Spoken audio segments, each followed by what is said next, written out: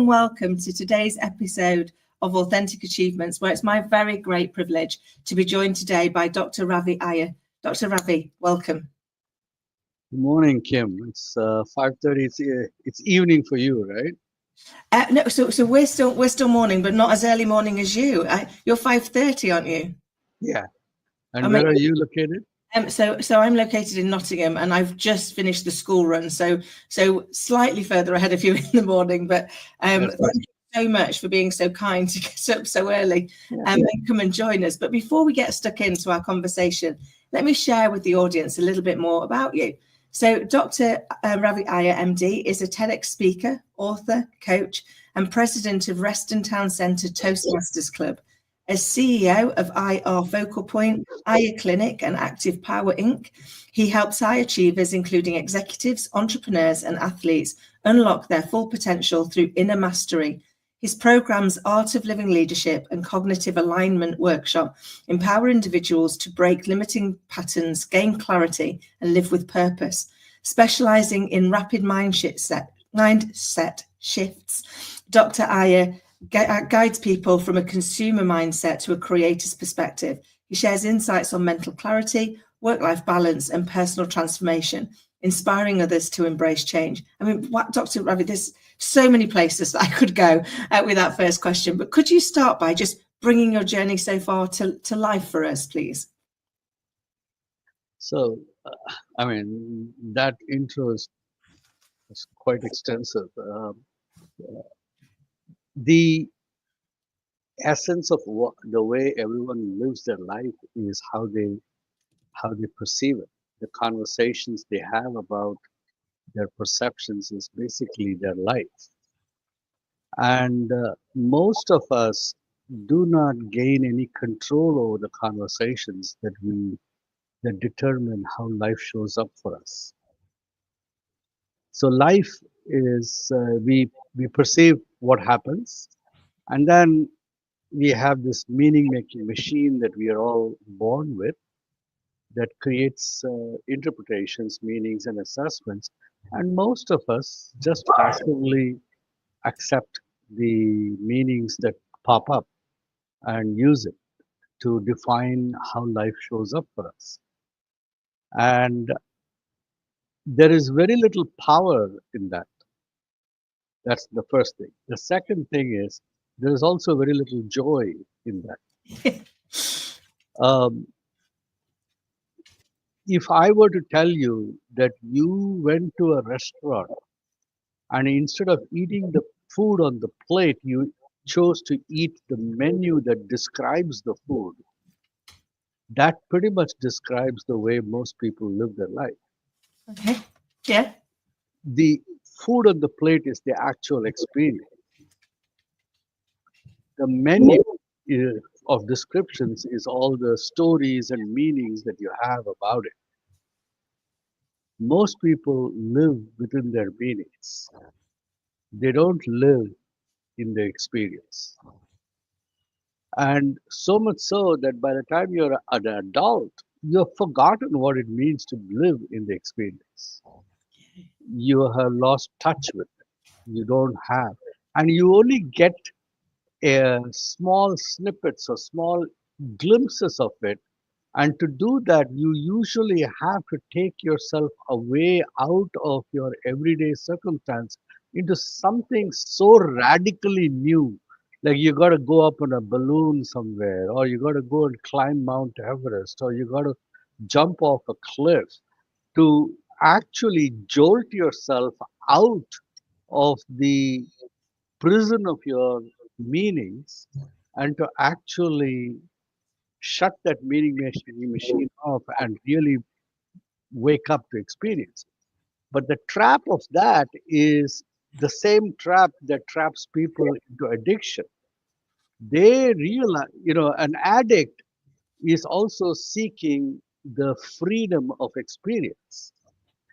But what they do is they use a drug and then they think that the only way they can access that freedom is by shooting it themselves up.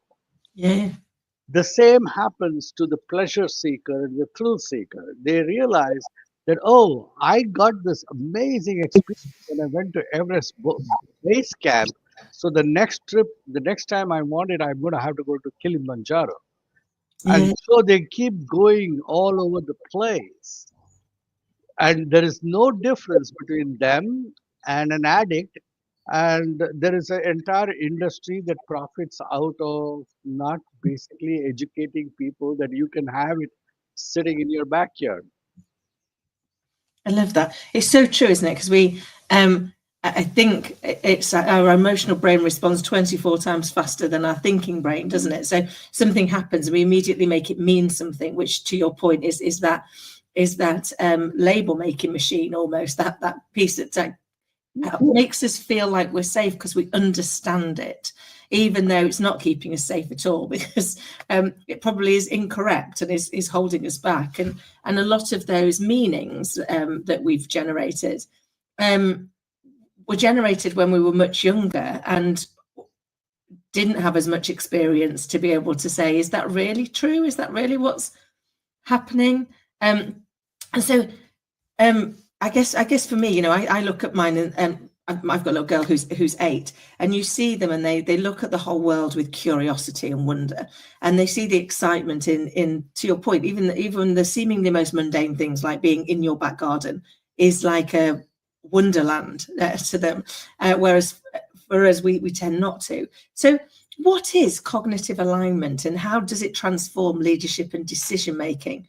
I'm guessing particularly in terms of uncertainty, because that's when we really start to cling on to those, to those labels, isn't it? To those to those beliefs that we have become so accustomed to. Kim, the meaning making machine that we have has a very, very defined purpose. Mm-hmm. And it is important if you understand that you can use it for its purpose. But most people are trapped by it and therefore they don't really recognize or realize their purpose. But there is a way you can live. You can live where you volitionally use the meaning making machine to choose which meanings you want to define your current phase of life, but you don't lose your touch on experience. You don't lose your touch on the ability to observe life independent of the meanings that pop up automatically by your brain, by your emotional brain. So that requires skill. When you have spent the first 40 years of your life doing nothing except defining all the different ways you can make meaning and understand meaning and so on and so forth, you lose your ability, and then belatedly you realize that life is slipping by and then you want to capture it. What I The real power is when you can freely move between this meaning version of yourself and an observational version of yourself. And you can freely straddle these two aspects of your own persona and choose when you want to play, where you want to play. That puts you in an immensely powerful position. That's the first part. The second part is the desire to predict and gain some control over the essential unpredictability of life is universal, and it exists across all creatures. You know, even an amoeba will function in a way to garner for itself and predict which part of its little water droplet is likely to contain sugar as opposed to vinegar, and will go towards the sugar molecule versus the vinegar side of the water drop. So the tiger that cannot predict where a deer is going to appear is going to go hungry. The deer that cannot predict where the tiger is going to appear is going to get eaten. So this fundamental need and drive to predict what is likely to happen in the next 5 minutes is basically the life supply of all the Wall Street bankers. They sit there trying to predict what's going to happen. Now, and they try to position themselves to get an advantage out of it. Yeah. And all these meanings that we create are essentially an attempt to predict the unpredictable. They're an attempt to get a handle on what life is likely to show up before life shows up. So you want to know what is going to happen. And you try to capture snapshots of the way life showed up in the past and try to superimpose it on the way it is showing up right now in the present and hope that this past picture is what the present is going to turn out to because it looks like it. And then sometimes you're right and sometimes you're wrong. But we keep doing that nevertheless. But the downside of that is you end up projecting your past into your present and then create the future as mirrors of your past. Yeah. So, so essentially, you really don't ever progress. You just live this groundhog day existence of keeping on waking up to the same kind of relationships, the same. You date the same man or the same woman. You have the same kind of bosses. You move to the same kind of jobs, and you wonder why you can't break the rut. And then you wonder why your business growth seems to just always cap out at a particular level and you can't go to the next level. And the reason you cap out is that the principles with which you create your meanings for your business are derived from your past. Yeah. And therefore, so what I do is the cognitive alignment basically allows you to align your observation, allows you to anchor yourself to observation and actually resist getting sucked up by whatever meaning pops up and allow you to explore which meaning you want to define. So then you become a user of the stories of your life rather than a consumer of the stories of your life. You become the creator of the stories. I love that. I love that because we do consume our own stories rather than create them. You know, I often say to people, we are the author of our own lives, and if we don't like the life we're living, we really do need to take back the pen, don't we? And say, That's right, right. So what we have right now is a little AI machine churning out the stories. And we are just passively along for the ride. And what I'm saying is, hey, reach forward and take the steering wheel in your hand. To take the steering wheel requires you to actually tell that AI driver to step out and say, okay, you take a seat. I'm going to just take over. I don't tell me what to do. So, but most people don't even know what that looks like. Most people have no clue how to identify meaning as meaning because it masquerades itself as experience. okay. So how do you start on that journey, Dr. Ravi? You identify something that has no meaning as pure observation. You can use something. Some people use mathematics. They go into observational status. The Zen monks used Zen koans to do it. But you don't have to shave your head, even though I'm bald. You don't have to shave your head and go into a monastery. You you can do it drinking a cup of coffee. Um, the Japanese tea ceremony is an exercise in observation without the meaning. Um, Calligraphy is an exercise in the art of observing the fluidity of the strokes of the pen without whatever meaning uh, assigned to the characters that you are drawing. Painting is an exercise in observation without drafting meaning out of what gets constructed on the canvas. So all the art forms are usually observational exercises. Playing a Vivaldi, playing the piano, things like that. The the meditative exercises of yoga are observational exercises. So whereas everything else, any other transactional activity that you have are all meaning making exercises. So you have a choice of what exercises you can fill your day with. Where you can choose to fill it with observational exercise. Listening is an observational exercise. But if you look at you, most people don't listen. They are listening to that little meaning making voice inside their head, making an interpretation of what they are hearing. Yeah. You are not really listening to what is coming. You're only listening partly to that. You're also listening to what you are saying about what you are listening. And the ability to shut that little voice off or at least ignore it, because you really can't shut it off, it's always going on, but you ignore it. And to ignore it, you have to be able to control where you direct your attention. I love Most people, 99.99% of people, have very, very, very, very weak powers of attention.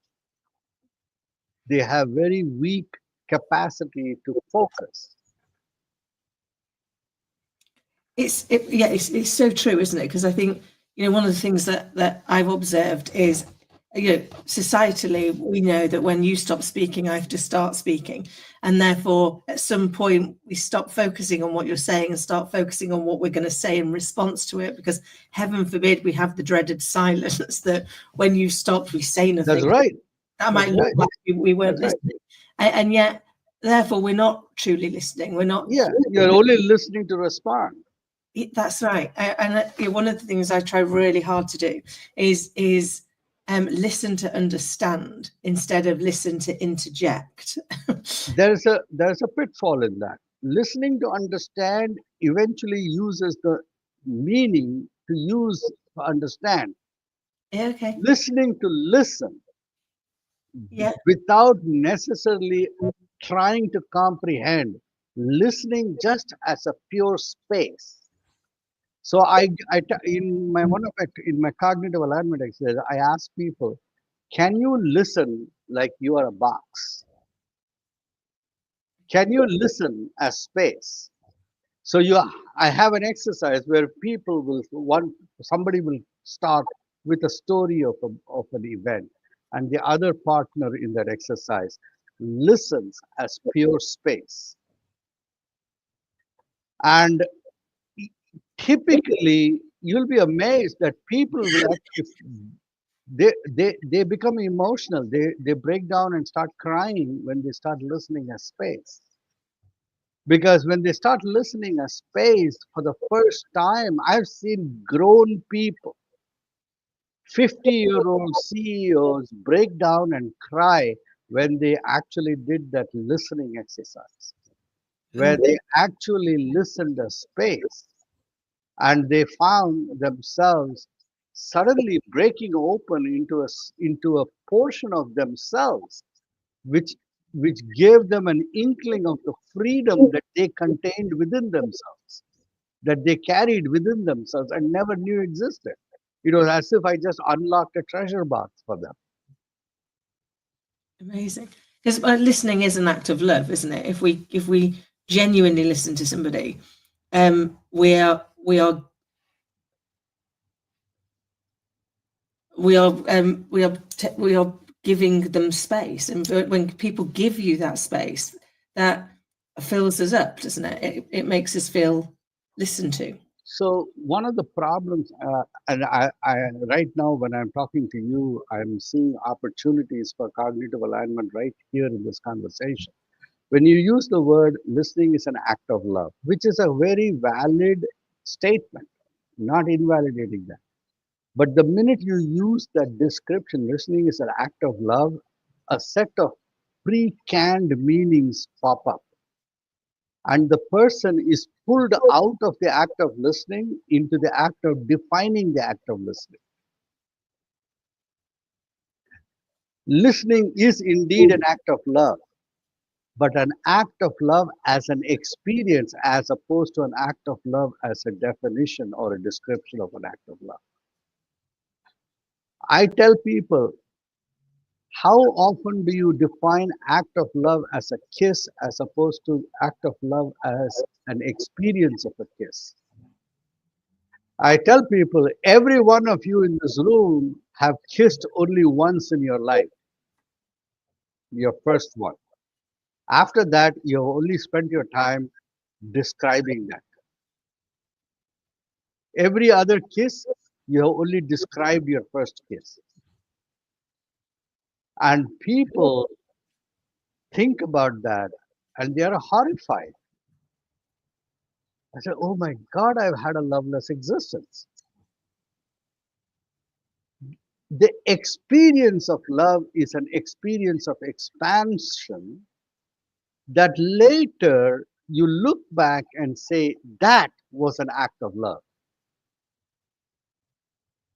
Most people, when you actually conduct them into a space of experience, and listening is just one form of a space of experience. You can walk into a room and you look at a person and you can be in a space of experiencing them. The African tribes people say, I see you. And what they're describing is an act of experiencing the vision of that other person. You walk into a room, and even if you don't even say it, if you are being an act of experiencing the other person as the vision of that other person will automatically fall in love with you. Because everyone in the world wants only three things in life: they want to be seen, they want to be heard, and they want to be validated. And there is nothing more validating than being experienced by somebody else instead of being described by that person. Yeah, I love that, because we're often so quick to give meaning, give labels, give And there's nothing wrong with it. Or I'll give you, when I was 22, I learned this at 22, but it took me about 44 years to perfect it afterwards, to refine, and you continually grow into it. But the fundamental lesson was taught to me when I was 22 by a monk. He said one day, he asked me, did you have a good bowel moment today? I said, yeah, I did. He says, are you concerned about the bowel movement that you emitted after you have emitted it? Are you really worried about it? Are you spending your time thinking about it? And I said, no. And I was wondering where the conversation was going, you know. And then he said, your digestive system consumes or ingests, it takes in the food material that you give it. It converts it into various products, blood, bone, and other tissue and other things, for the purpose of maintaining this body that you are given, so that you can do the work of the body. And and one of the products that your digestive system creates, in addition to blood, bone, and tissue, is excreta. It's an automatic process. There's nothing you can do to change it. Its only purpose is the survival of the body. Like that, your brain takes in the input from your five senses and creates hopes and dreams and anticipatory actions and plans and likes and dislikes and judgments and assessments. It is just like your gut creating excreta and useful products. They are only for the purpose of doing the business of going about transmitting yourself. But if you understand that, you can let it happen just like the way you let your gut happen. The problem is you are jumping into the pile of shit that your body is making, calling it your plans and your meanings. It's just a load of shit.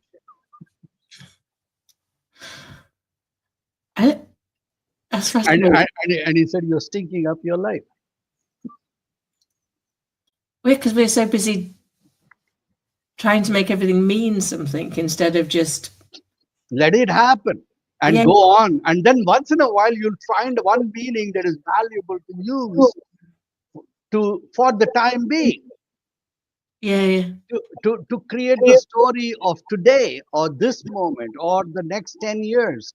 Like, so I can choose. But in such a situation, my story is my choice, not something that chooses me. I like that. It reminds me of, I love quotes, and it reminds me of the quote that is, I'm not a victim of my circumstance, I'm a product of my choices. Because we're choosing all the time. And you're saying by choosing to experience what's going on rather than almost dissect what's going on, then we stand a better chance of really connecting with who we are and creating the life we really want instead of the one that we have sabotaged, really. With not really sabotage. It's I'll tell you why. It's like getting on a machine, getting on in a car, and then confusing the operations of the vehicle as the real substance of the journey of going from A to B. And instead of actually letting the vehicle carry you from place to place and choosing to look out of the window and enjoy the ride, and when you reach the destination, choosing to actually get out of the vehicle and walk out, you people continue to sit in the vehicle and say, yeah, this is it, this is it. And then they complain why they're trapped in a vehicle. That's all. That's all there is. And freedom exists not in saying that I will never use a car. Absolutely, that's stupidity. And it also it consists of not saying that I'll only sit inside a car and never get out. So the true master uses meanings to get to places, to craft the constructs of their life, to rule it, but remain always the ruler. So what I do in cognitive alignment, so here's the thing. A lot of people will go to workshops, and my workshop is like everything else, produces the similar effects, except there's one difference. Most people will go to a workshop and have a cathartic experience that dies out when they leave the workshop. So they'll carry it with them for a little while and then they fall apart. And then the real problem is not that they actually went to the workshop and got meaning, they are not able to actually sustain it. And the only difference in cognitive workshop is that at every point, the participants are taught how to create it for themselves. They are not given the answers. They create it. And then when they create it, they're able to create it wherever they go. There's a certain amount of practice required, but it is not onerous. It's actually easy and quick. And there are methods for it. There are techniques for doing it.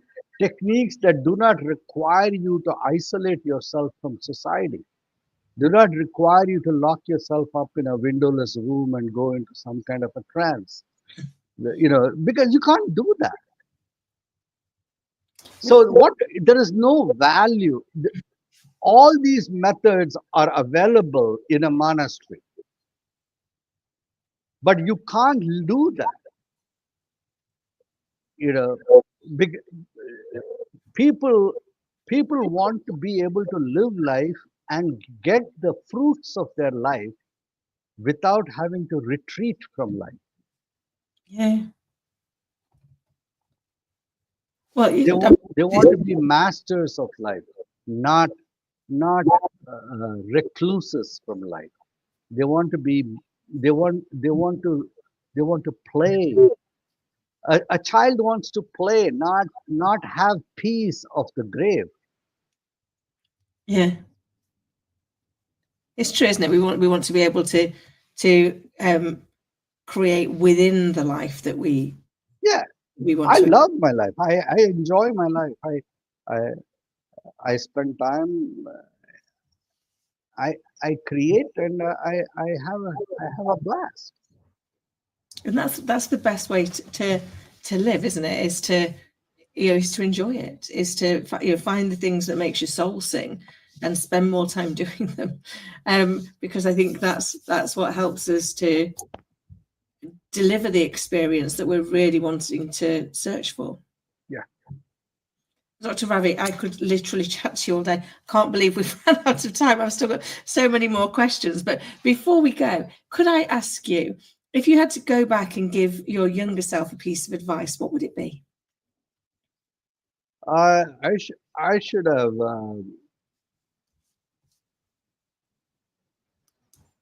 The only thing I should have started doing what I'm right now doing about 10 years or maybe 15 years, 20 years ago, because I I I was just as good 20 years ago as I am now. It's just that I, I didn't really believe that the world was ready to hear what I had to put out. It took a while for me to get over that meaning that I had made for myself. Yeah. Uh, that that somehow I was not ready. That was a meaning that held me back. And and once I realized, and that was the most subtle and insidious meaning. It is called the meaning that you make that you need to become perfect. Okay. You need to you need to become superlative before you can actually contribute. People think that they have to be some extraordinary version of themselves before they can make a difference in life. You need to be you're extraordinary right now, right as you are. There is no new version that needs to be created. You just need to unlock the version you are right now. I love that so resonates, because I've definitely been guilty of waiting for the moment when the perfect appears, and That's right. we That's are right. perfectly imperfect, aren't we? Our imperfection is our perfection. That's right. I have a good friend who always says, progress beats perfection every day. So as long as you're doing something, that will beat perfection, because perfection is never going to happen. So don't wait. Like just keep going. So Dr. Ravi, thank you. You've already shared so much amazing insight and definite food for thought. But how can people get in touch with you, and who do you help? So you can easily reach me on my website, www.driyer.com. You can put that in you can get there, you can message me, you can request book a time slot for you to just have a chat with me. There is absolutely no charge for consuming 30 minutes of my time just to find out what, even if you just wanted to just chat and ask a question, I will be happy to answer. That's not a problem. The who I serve is anyone who wants to have an expansion in their ability to live life.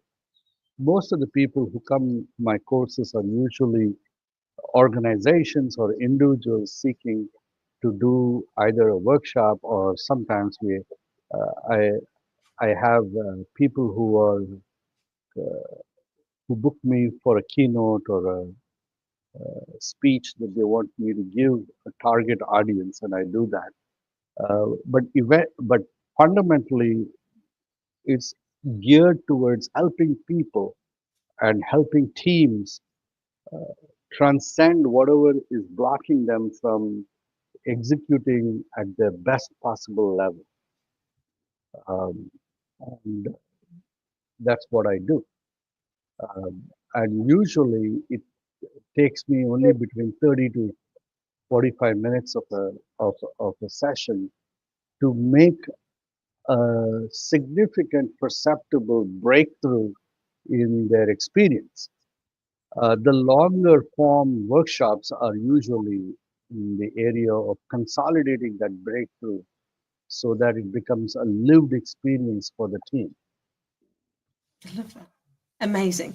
Obviously, we will make sure that all the ways that you can contact Dr. Ravi are in the notes below. So if you weren't able to scribble all of that down, please don't worry. Just look in those notes below and you'll find everything that you need to connect with Dr. Ravi. Dr. Ravi, thank you so very much for coming on and sharing your time and your experience with us, and sharing such great insight to get us thinking about how we can take back the pen and write the chapter of our life that we want to read. So thank you. Thank you. And to everybody listening and watching, I hope you found it as insightful and inspiring as I have. And until next time, take care.